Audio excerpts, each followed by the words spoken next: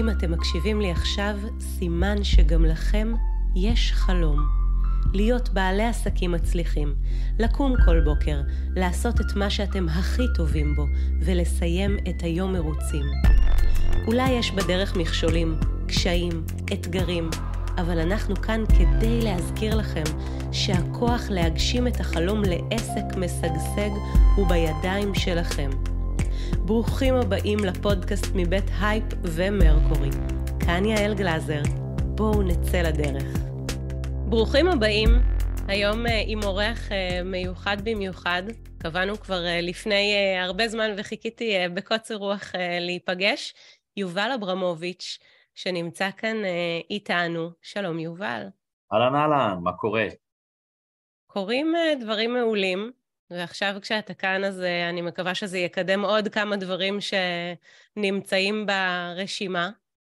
ואני יודעת ועוקבת כבר באמת הרבה זמן שאתה טוב ברשימות שיוצאות לפועל. מאיפה בכלל מגיע הרעיון הזה של לייצר רשימה קודם כל אני חושב רבים מהאנשים באופן אינטואיטיבי עושים רשימות, כאילו גם כזה מה אני עושה מחר, על פתק כזה קטנצ'יק, במכולת.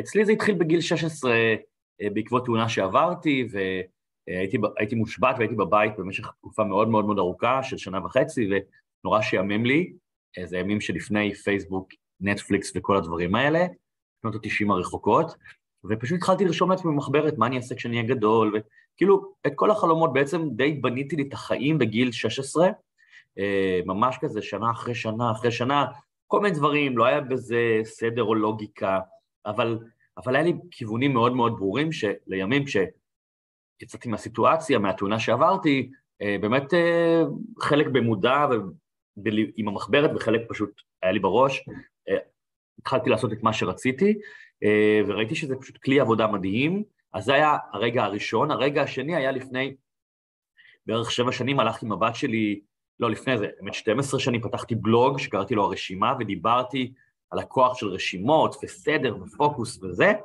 ואז לפני 7 שנים היה הרגע השלישי, שבו הלכתי עם הבת שלי לאכול גלידה בערב בתל אביב, זה היה שעת ערב, היא כזה דיברה לעצמה, כמו שילדים מדברים לעצמם, ושאלתי אותה אם הכל בסדר, והיא אמרה לי שהיא ביקשה משאלה, היא ראתה כוכב נופל, לא הסכימה לספר לי מה החלום שלה, ואמרתי לה, אבל אם תספרי לי אני אוכל לעזור לך, וזה היה רגע שבו הבנתי שבעצם רשימות זה חשוב כי זה פוקוס, אבל הדבר הבא זה לדבר עליהם, כי זה לא עוזר שזה בלב. והיום באמת במאה ה-21 שיש את הרשת החברתית, פייסבוק וטיק טוק ולינקדין ווואטסאפ, ואתה יכול כאילו, מה שאני קורא לו לצעוק חלום ולכתוב היי, זה החלום שלי, מי מכיר, מי יכול לעזור, אז די מהר אפשר לקדם דברים, כי כמעט כל אחד מכיר מישהו שמכיר מישהו שמכיר מישהו. וככה בעצם זה הפך להיות משהו שאתה עושה, שאתה מדריך אחרים לעשות? כן, וככה זה הפך להיות עסק למעשה. היום זה עסק עם ספרים, למבוגרים, לילדים, לבני נוער, עם הרצאות, עם קורסים, עם סדנאות, עם קורסי וידאו, עם תוכנית ליווי שנקראת המעבדה להגשמת חלומות, עם פודקאסט שנקרא גם המעבדה להגשמת חלומות. כן, זה, עכשיו הכל קרה כמובן, זה 12 שנים, זה לא קרה בלילה אחד, זה תהליך טבעי אמרו לי, חבל שאין הרצאה, אז עשיתי הרצאה, חבל שאין ספר, אז כתבתי ספר, חבל שאין זה, אז כל פעם הקשבתי נורא לשטח, אני חושב שלהקשיב לשטח זה דבר מאוד מאוד חשוב. זו משימה מאוד גדולה להגשים חלומות של אנשים, לא? כן, אבל את יודעת, אני לא מגשים להם זה באופן פיזי, אני מראה להם את הדרך, את המסלול, אני חושב שאנחנו חיים היום בעידן מאוד מאוד רועש, מאוד כאוטי, עם הרבה אפשרויות גם לכאורה, וזה נורא מבלבל אנשים, וכאילו הפוקוס קצת הלך לאיבוד, ואני משתדל קצת לעזור למצוא את הפוקוס. יש לדעתך חלומות שנועדו שלא להתגשם? אני מנסה לחשוב על זה, חלומות פליליים אולי, לרצוח אנשים, מעבר לזה, לא, תראה, אני חושב, זה מורכב, התשובה בגדול היא לא, זה תלוי מה אתה עושה, זה תלוי גם ביכולות שלך. נגיד, אמא שלי הגשימה חלום די מופרע בגיל 60 להפוך לדוגמנית, ואני מספר את זה בהרצאה, ואני מראה סרטונים שלה, ובאמת היא הגיעה להישגים מאוד מרשימים, שבוע האופנה הישראלי 3 פעמים, וכל מיני תצוגות וקמפיינים, וגם בארץ וגם בחול, אבל, ומלא נשים שבאות אליי בסוף ההרצאה, בנות 60 ו-70, אומרות לי, יואו, גם זה חלום שלי, ואני מסתכל עליהם ואני אומר בלב לפעמים, אבל אין לך את היכולת, כי מה שהיה לאמא שלי הייתה אישה מאוד מאוד יפה, היא נפטרה, והיא הייתה אישה מאוד מאוד יפה, כלומר, מה שאני גם אומר, צריך להיות הלימה בין יכולות לבין חלום. אם אני עכשיו ארצה להיות דוגמן, זה לא יקרה. כאילו אני חמוד, ושם זה נגמר, יש לי יכולות אחרות. אז אני חושב שיש יכולות שאפשר ללמוד אותן, כמו למשל כתיבה, משחק, ציור, את זה אפשר לפתח. מראה חיצוני, אפשר גם לטפל בו גם, כי אין היום עם כל האמצעים. אז אני אומר, יש כאן גם שילוב של יכולת והחלום שלך, אבל בגדול, אם אני לא יורד עכשיו לרזולוציות ומתפלסף על זה, אני מאמין שאפשר להגשים הכל. אני יכול להגיד על עצמי, שכל חלום שהיה לי אי פעם בחיים, הגשמתי, כולל דברים שבאמת לא הבנתי בהם. אני נגיד עד לפני 5 שנים לא הבנתי דבר וחצי דבר בנדלן. זה היה בשבילי, וואו, כאילו משכנתה, מילה נורא גדולה, ונדלן, וסכומי כסף. בקורונה היה לי זמן ללמוד את הנושא של נדלן, קראתי, דיברתי, הלכתי, פגשתי. יש לי היום נדלן בארץ, בחול, לא ניכנס עכשיו לכל המפרט, אבל אני אומר, למדתי, וממש איזה חבר אומר לי לאחרונה, וואי, אתה ממש משחק מונופול, אתה זה, פה, שם, זה, למדתי. יש דברים שניתן ללמוד, הרוב ניתן ללמוד. אז אני רגע רוצה להתעכב על הפילוסופיה, לפני שאני אדבר על החלום הקטן שלי, שאני ככה תוהה איך להוציא אותו לדרך, אבל בעצם יש איזשהו מקום שכשאתה מספר על החלומות שלך, הם מאוד מחוברים למה שאני יכול או לא יכול. אתה אומר, אם הייתי רוצה להיות דוגמן, אוקיי, אני טיפוס, אני חמוד, אבל אולי אין לי את הנתונים הפיזיים כדי להיות דוגמן, אבל אנשים כשהם מגיעים עם חלומות, הרבה פעמים מגיעים עם חלומות שהם לא ריאליים, כלומר אין להם, אולי זה לא תלוי רק בלמידה, למידה זה אכן משהו שאפשר לקחת ולעשות אותו, אבל יש דברים שהם לא ריאליים מנקודת המוצא של הבן אדם. נכון, ואני חושב שענווה היא מילת מפתח מאוד חשובה בתהליכים כאלה. ואני יכול להגיד שאני, אולי אין הנחתום מעיד על עיסתו, וזה לא צנוע להגיד שאני צנוע, אבל אני חושב שכן מתקיימת בי לצד כל הרעש ברשת החברתית ובהרצאות, והרבה כזה, אני עשיתי, אני מספר סיפורים. לצד זה יש איזושהי ענווה פנימית, לדעת איפה אני נמצא. את יודעת, לפני כמה שנים פנתה אליי מישהי מאוד בכירה באחד הבנקים, שהיא פרשה כבר, והיא רצתה, אחרי שהיא סיימה קריירה מאוד מפוארת בבנק, באמת עשורים של עבודה, רצתה לפתוח, לעשות הרצאות שקשורות לדברים של כספים והשקעות וכו'. והיא אמרה לי, אני רוצה להיות כמוך, כאילו זה היעד, למלא אולמות, ספרים, הרצאות וזה, אחלה.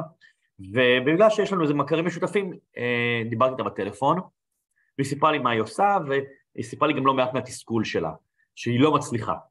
ואז אמרתי לה, את יודעת, אני פתאום מבין משהו. נכון שאת כבר בת 65, אבל את בייבי, את תינוקת, את רק התחלת עכשיו את העסק החדש שלך. זה לא רלוונטי מה היית בבנק, כמה תותחית היית. את מתחילה עכשיו מסטפ 1. והכל זה עניין של להבין את זה, שיש צעדים. אתה לא, היום, כשמסתכלים נגיד על הקריירה שלי, וואו, וזה, נכון להיום, 18 ספרים, ו-X הרצאות, ו-X תכנים, וזה, ופה ושם, ובארץ ובעולם, אבל כל פעם נולד עוד דבר, זאת אומרת, ב-12 שנים נולד עוד משהו, אחרי שנה עוד משהו, אחרי שנתיים עוד משהו, ואני יודע איפה שאני נמצא היום, אני אפילו עוד לא התחלתי, כאילו, אני רק התחלתי, מה זה 12 שנים? זה כלום. אז אני חושב שענווה לתהליך, ולהבין שזה צעד אחרי צעד. אנשים אומרים, אני רוצה לזכות באוסקר. הם אומרים, אוקיי, למדת משחק? לא. אז בואו נתחיל מסטפ 1, ללמוד משחק. עם גל גדות, תרשום לזכות באוסקר, וואלה, זה ריאלי ביחס לחייה. היא עשתה את כל הצעדים, כולל אגב צעדים לא פשוטים של לעזוב את המדינה ולגור בארצות הברית. זאת אומרת, זה לעקור ולקח את הילדים שלה. היא גם שילמה על זה מחירים. אז צריך להבין שיש פה תהליך. זה לא, אנחנו היום חיים בעידן, קצת שטחי, בגלל הריאליטי ובגלל הטיק-טוק וכל הדבר הזה, שאתה רואה כאילו הצלחות בין לילה, אבל בואי, גם נטע ברזילי, שבאמת יש לה הישג יוצא דופן, כאילו טק, זכתה בכוכב הבא, טק, זכתה באירוויזיון, בגיל, לא יודע, 25-26, אבל היא היא עוד מחפשת את דרכה, היא עוד בונה את הקריירה שלה. עוד שיר, אחד יותר מוצלח, אחד פחות מוצלח. זה תהליך. ואנשים, היום המילה תהליך זה מילה כאילו שעושה לאנשים צמרמורת בגוף. רוצים כאן ועכשיו. אין, זה לא עובד ככה. יש ספר ממש יפה שהתחלתי להאזין לו עכשיו בהליכות, ריצות וכולי, אז אני מקשיבה להרגלים אטומיים, אז הוא מדבר שם ג'יימס קלר על הנושא הזה, שאם תשתפר ב1% בלבד כל יום, בסוף השנה אתה תהיה פי 37 יותר טוב. לגמרי. וזה מדהים, כי אנחנו לא צריכים לעשות המון כדי להגיע אולי לחלום, אבל לעשות את הקצת כל יום, אבל זה קשה לאנשים לתפוס שהם צריכים להתחיל מסטפ 1, כלומר הם כבר רוצים להיות אני מאוד מאוד מתחבר לתפיסה הזאת, יש לי גם פה איזה ספר שכפול 10 זה נקרא, פי 10, וזה גם מדבר על זה, ואני גם כן כתבתי על זה באיזשהו ספר, אני מאוד מאוד מאמין בדבר הזה, אבל את יודעת באמת, אני חושב אני אומר את זה גם לפעמים בהרצאות בארגונים, בשביל להיות מצטיין, לא צריך להיות באמת מצטיין, לא, אתה צריך להישאר בעבודה עוד 10 דקות, פעם בשבוע, פעם בחודש לקחת משימה הביתה, כאילו, פעם בחצי שנה לנדום משהו, זה לא כל היום להיות, כאילו, זה ממש לא. קצת. רוב האנשים בהכללה גסה לא עושים את זה. מגיע השעה שצריך ללכת הביתה, היה את זה, לא, שלא ידברו איתי, נגמרה העבודה. עכשיו, זה נכון, צריך לשים גבולות, בעיקר במציאות של ימינו, שבישראל עובדים באמת בשעות לא שעות, אגב, בצרפת יש חוק שאסור לשלוח מייל ואסור להתקשר לעובד אחרי שעות העבודה, והלוואי ויחוקקו את זה פה, כן. אני מהעובדים שלי נמנע, זה נורא חריג שאני אתקשר אליהם אחרי שעת העבודה, כאילו, אלא אם כן קרה אסון, הם לא שומעים ממני. רוב האנשים, כאילו, בשעה יהודה, אין לי מי לדבר. ומי זה המצטיינים? מי זה אלה שמקבלים פרס בסוף השנה בעבודה, תעודת הוקרה? זה אלה שעשו קצת יותר, קצת, זה בדיוק מה שאת אומרת על אתה יודע, תהיו עוד 1%, זה הכל. אתם לא צריכים את הכי טובים בעולם, 1%.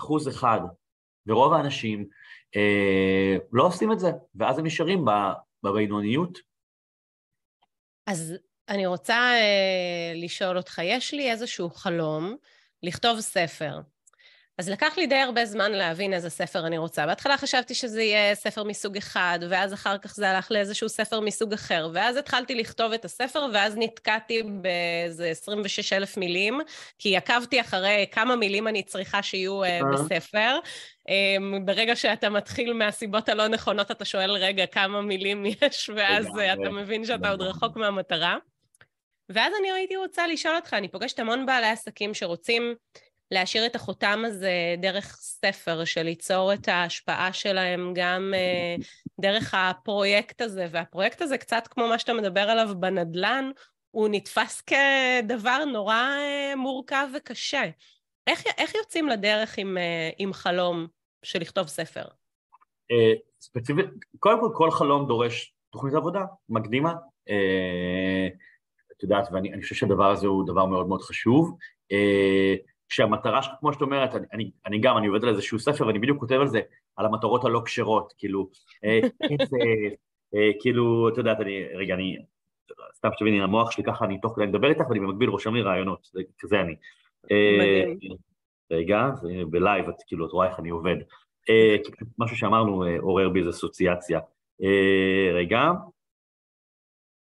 בקיצור, כשאנחנו היעד שלנו, המטרה היא לא כשרה, כלומר, כמו שאומרת, 26 מילה, אמרתי, אוקיי, כי אמרו לי שספר זה 50,000 מילה פלוס מינוס, אז אני צריכה עכשיו למלא מילים, אבל את יכולה גם לכתוב קקי 1,000 פעם, ויהיה לך 1,000 מילים קקי, ואין לזה שום ערך.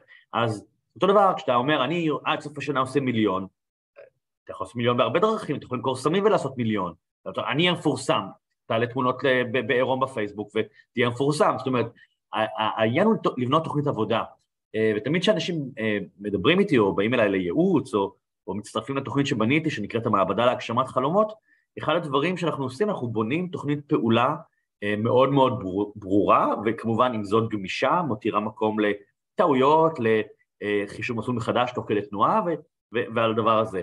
אני חושב שהסיבה שאת נתקעת עם הספר שלך, והרבה אנשים שבאים ללמוד אצלי כתיבה, יש לי קורס שנקרא מחדדים את המקלדת, הם באים עם איזשהו רעיון, שזה אגב, ואני לא, כאילו, אני רוצה להחמיא פה, זאת אומרת, רעיון זה כבר וואו, כאילו, באים עם רעיון, רוב האנשים רוצים לכתוב, אבל אין להם רעיון, אז צריך רעיון, אז יש רעיון, יש כוונה, יש תשוקה, יש התלהבות, כל הדברים האלה חשובים, יש מחשבות, אבל מחשבות לא מסודרות.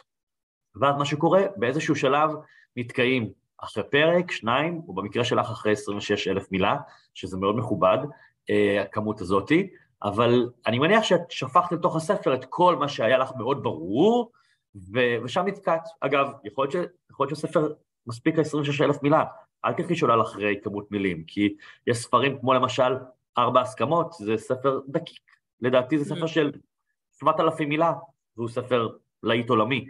כלומר, זה לא כמות המילים, זה באמת התוכן והלוגיקה.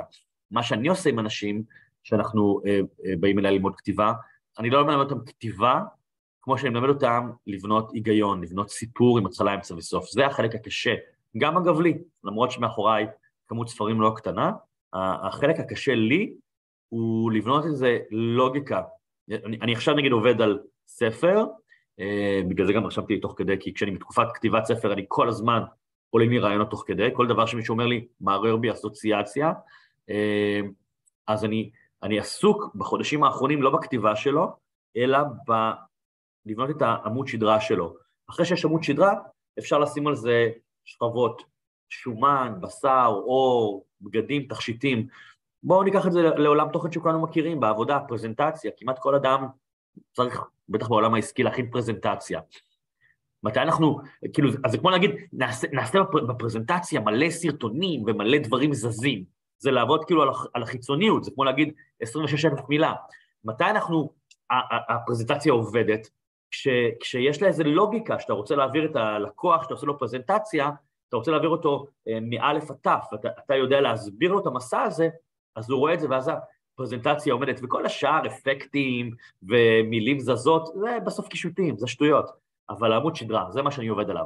כן, גם הפרזנטציה תעבוד, אם היא טובה, היא תעבוד מעולה בלי קישוטים, אבל הקישוטים לא יעבדו טוב בלי הפרזנטציה, וזה גם ההבדל בין הפנימי והחיצוני, לעומת העבודה על החיצוני.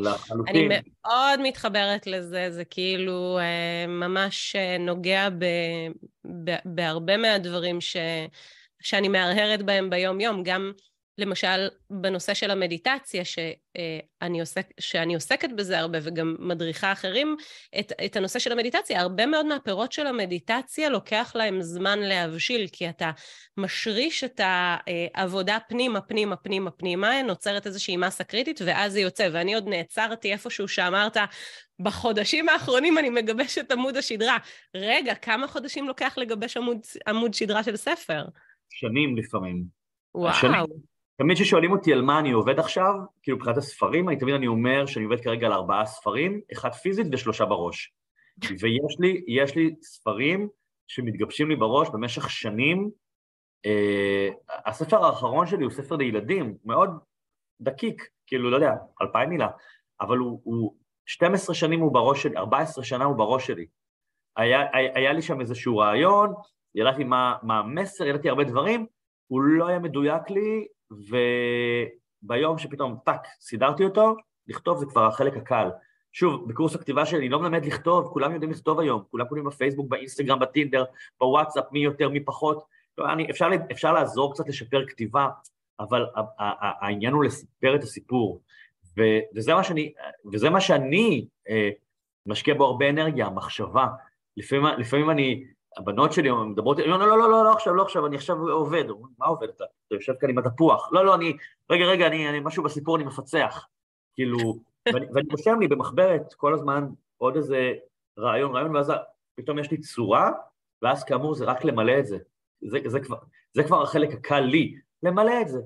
כשאני יודע מה אני רוצה להגיד, ואז זה גם קורה לי מהר. כלומר, כאילו, כי אני יודע מה הסיפור, אז פה תיאור, שם תיאור, פה לא הוריד ציטוט. זה כבר שטויות עבורי. אבל לא רק עבורי, אני רואה את זה גם אצל מי שלומד אצלי. ספר לי רגע על התהליך כדוגמה של הספר ילדים. איך הוא בעצם, מה היה הרעיון הראשוני שהוליד אותו? כלומר, מה היה שם בראש לפני 12 שנים? ספציפית, קודם כל זה 14 שנים, עכשיו שאני נזכר, והמדד הוא פשוט הבת שלי שנולדה, הבכורה. האמת שבמקרה הזה זה ספר האופן שבו הוא הגיע לעולם הוא חריג, כי חלמתי אותו. ממש חלמתי את הספר, הטקסט שלו כולל מהלכים שיווקיים, חנות פופ-אפ שאני פותח למכור את הספר.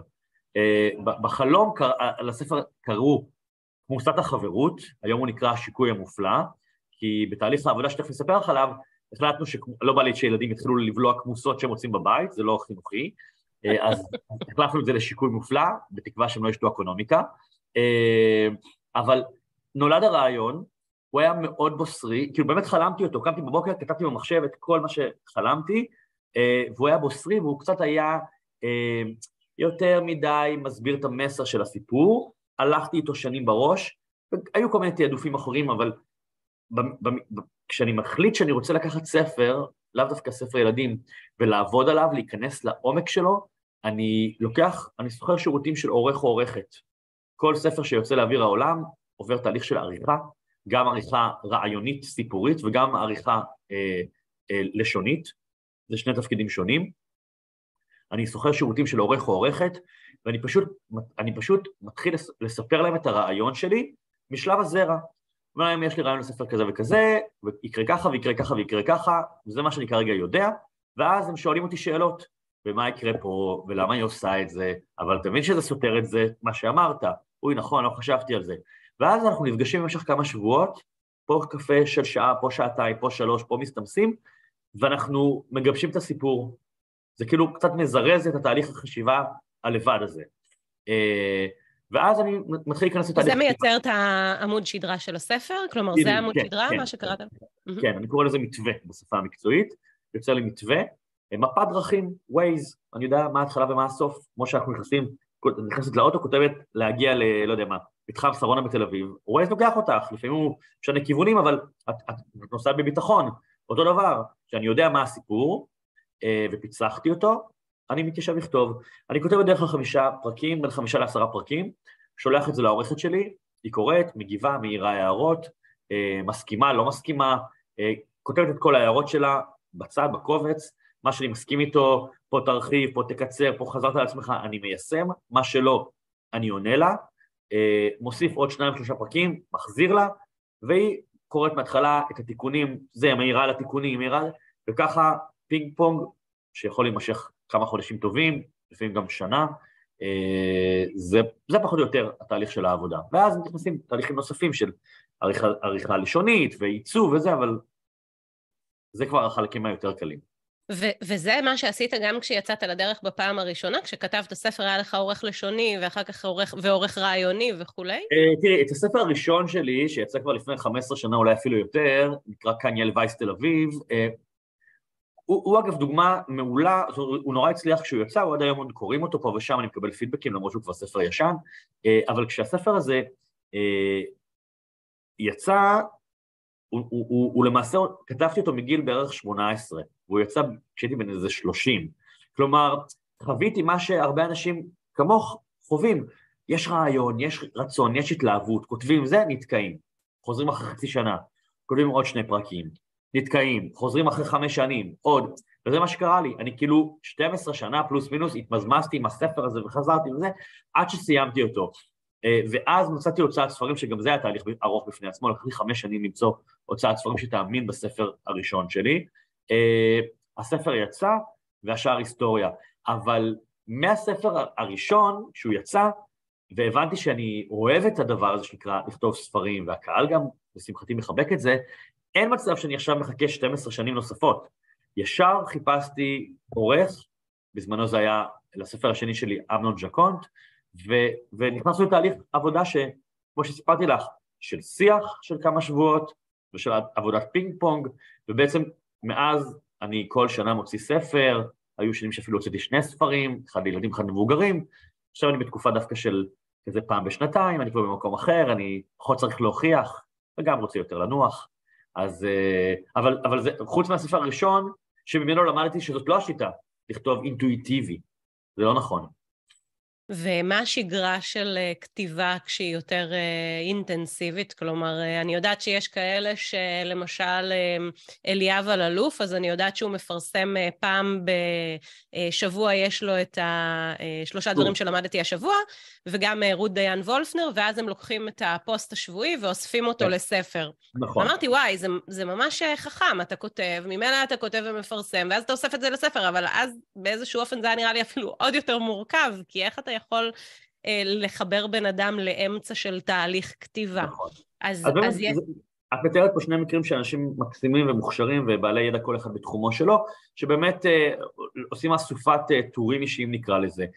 גם בתוך ספר כזה צריך לייצר לוגיקה, כלומר, אתה לא יכול לקחת, גם אני כותב המון בפייסבוק, גם תכנים אישיים וגם תכנים מקצועיים, אני לא יכול לקחת את כל התכנים משנת 2022, לערוז אותם ולהוציא ספר. צריך שיהיה פה לוגיקה, צריך לסנן, צריך לפעמים להרחיב דברים בספר, לקצר דברים, עדיין צריך פה לעבור איזשהו תהליך, זו טכניקה, תלוי, בז'אנר מאוד מאוד ספציפי זה יכול לעבוד, כשאתה כותב באמת אולי ספר עיוני, שמורכב מפרקים קצרים, אז זה יכול לעבוד, פחות בספר עלילתי, פחות בספר עיון, שיש בו איזשהו קו עלילתי, שאתה רוצה גם להניע אנשים לתהליך, ולא סתם להשאיר אותם בכל מיני מאמרי דעה. תראי, מכיוון שהחיים היום, במאה ה-21, הם מאוד מאוד אינטנסיביים, הם מאוד רועשים, אנחנו מדברים על מדיטציה, כאילו אנשים צריכים לעשות מדיטציה, כי כל היום יש צפצופים, ויש רעשים, ויש נטפליקס, ופקקים, ונורא קשה לכתוב ביום יום.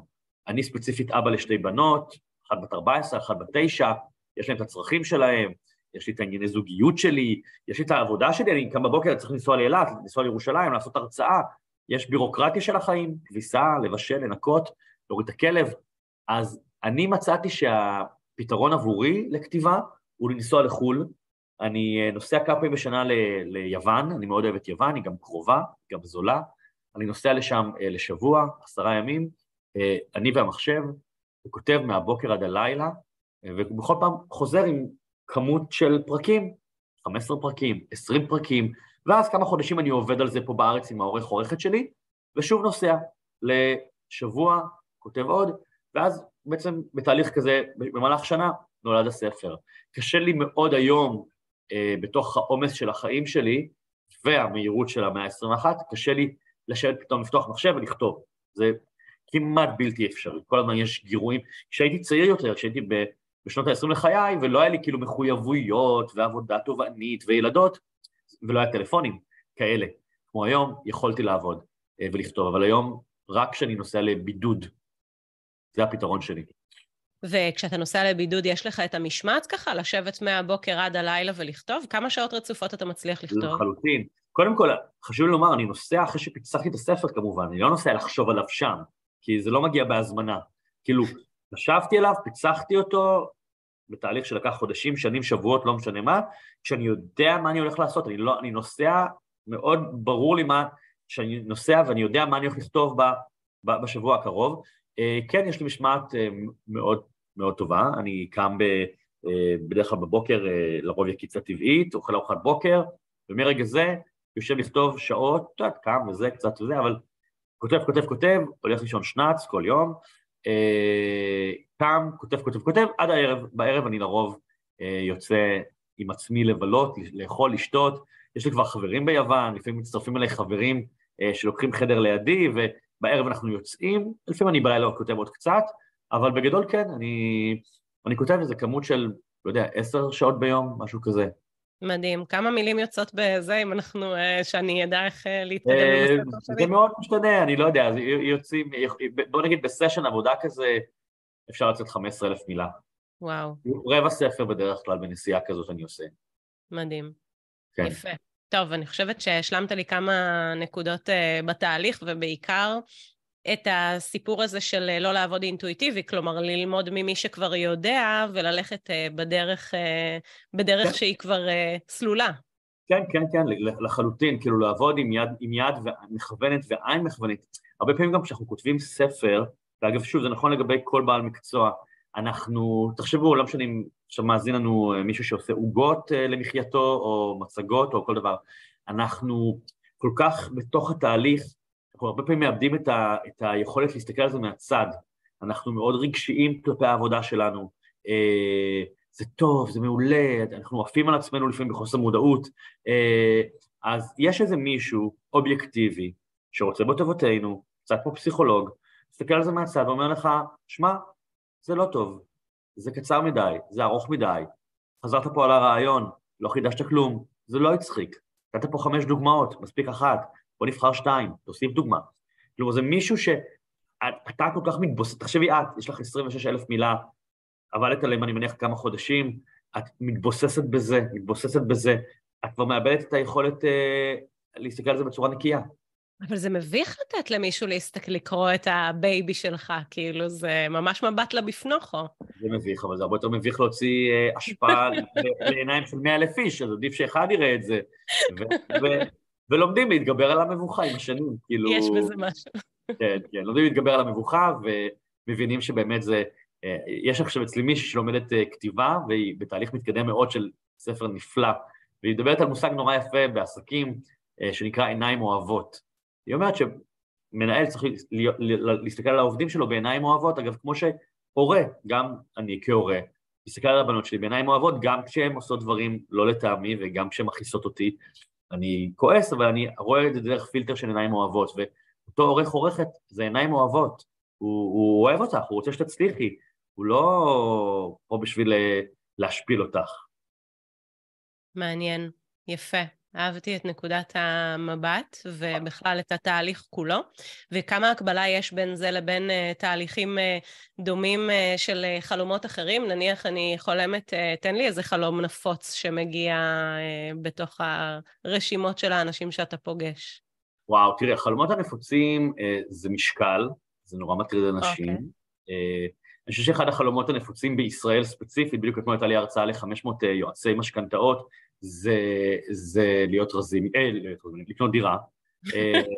להיות רזים ולקנות דירה. כן, להיות רזים, כן, זה ממש אובססיה ישראלית, כאילו בית, כאילו ממש אנחנו אומה פסיכית, כי ברוב העולם הרי גרים בדירות סחורות, במשך עשורים שלמים, זה משהו מאוד ישראלי.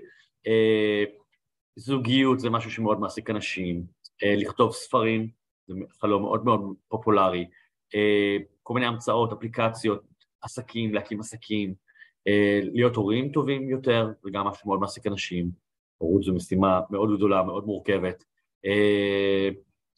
בגדול אלה החלומות הנפוצים, זוגיות, כסף כמובן, לייפסטייל, כאילו, אורח החיים שלי, של חוץ לארץ, חופשות.